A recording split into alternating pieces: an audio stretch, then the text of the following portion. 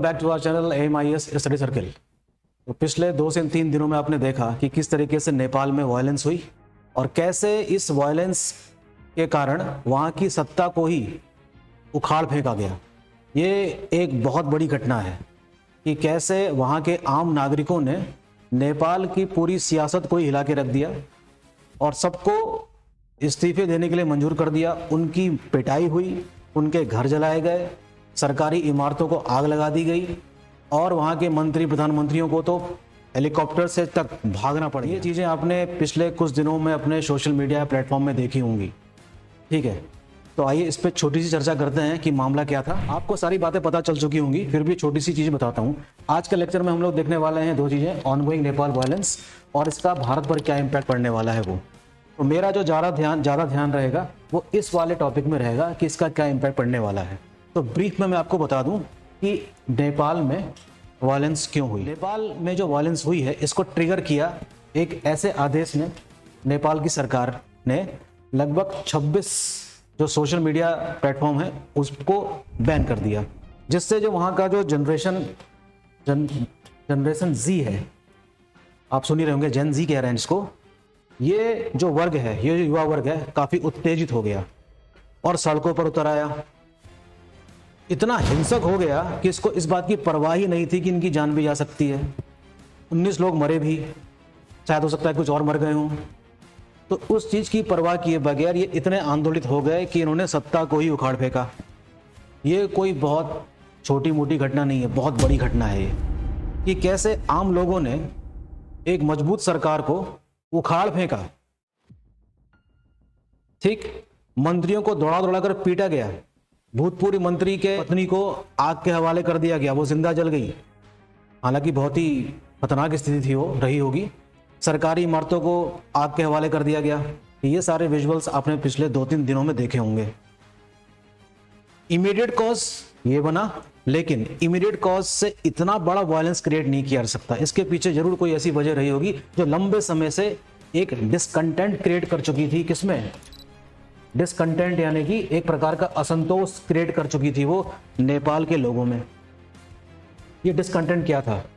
The corruption which is prevailing in the government of Nepal. एक term आपने देखा होगा इसी बीच, जिसको हम कहते हैं क्या, नेपो किड्स या नेपो बेबीज, नेपो किड्स। ये नया नाम आपको देखने को मिला होगा, नेपोटिज्म से निकल कर आया है, भाई भतीजावाद।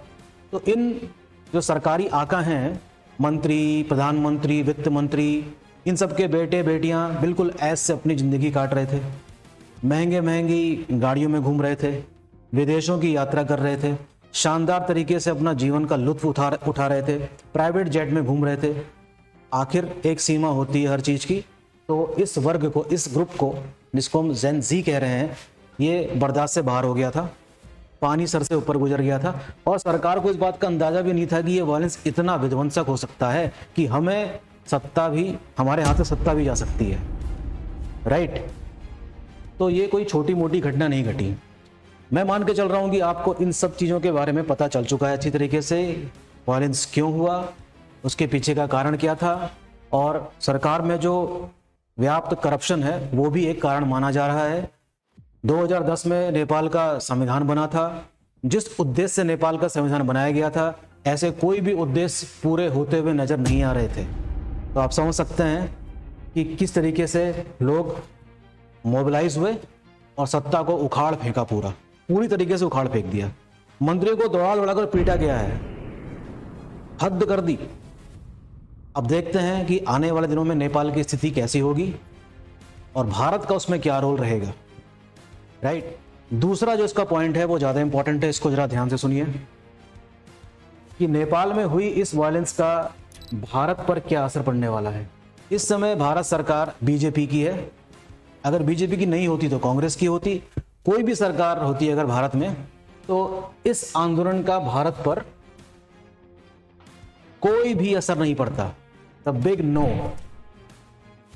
ना तो इस आंदोलन का, इस हिंसा का भारत पर कोई असर पड़ने वाला है, ना कभी पड़ेगा। क्या इस प्रकार का आंदोलन भारत में हो सकता है? The again answer is no. नहीं हो सकता इतना बड़ा आंदोलन। क्यों नहीं हो सकता? इसलिए नहीं हो सकता क्योंकि there is no comparison between India and Nepal. Bharat और नेपाल की कोई तुलना नहीं हो सकती। नेपाल एक छोटा राज्य है, हिंदू राज्य है, कल्चरल एक्टिविटीज सब जगह एक जैसी है नेपाल में, और इंडिया है एक डाइवर्स कंट्री। कश्मीर में कोई घटना घटती है उसका केरला पर कोई असर नहीं होने वाला।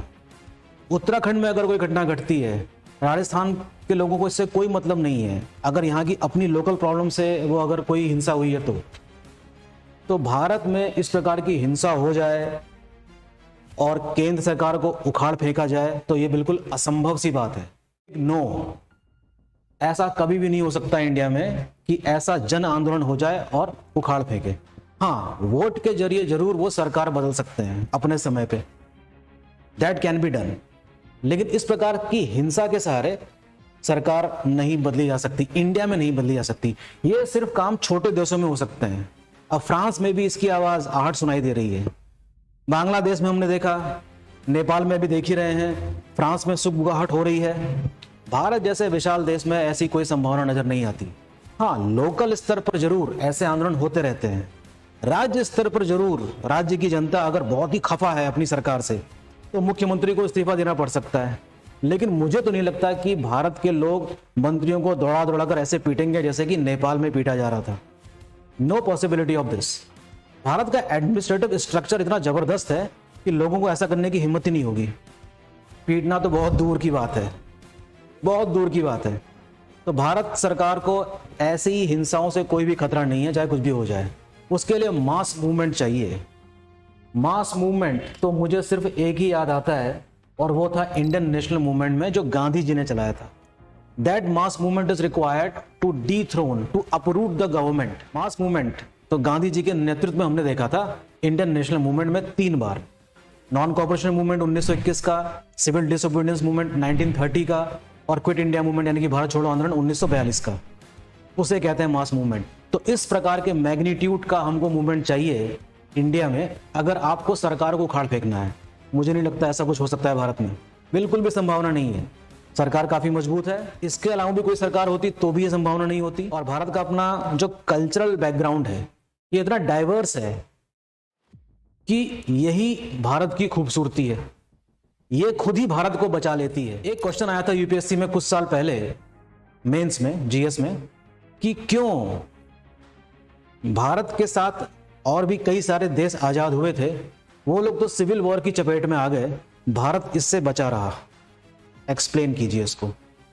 भारत कई कारणों से बचा रहा, जिसका सबसे बड़ा कारण है उसकी अपनी डाइवर्सिटी, उसकी अपनी कल्चरल डाइवर्सिटी, उसकी अपनी ज्योग्राफिकल डाइवर्सिटी, लैंग्वेज, क्विजीन्स, पहनावा, ये सब इतना अलग है कि एक जगह अगर कोई तार अगर छिड़ भी जाए तो दूसरी जगह कोई असर नहीं पड़ने वाला, राइट। फिलहाल भारत चाहेगा कि नेपाल में जल्दी से जल्दी शांति बहाल हो, एक बड़े भाई की भूमिका निभाएगा भारत, और कोशिश रहेगी कि पड़ोस में अशांति ना रहे, फटाफट शांति कायम। हम भी यही चाहते हैं, राइट।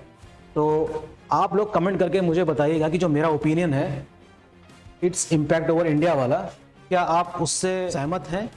कमेंट बॉक्स में जरूर कमेंट करके भेजिएगा, मैं उन कमेंट्स को सुनने के लिए बेताब हूँ। थैंक यू, मिलते हैं नेक्स्ट लेक्चर में। Thank you.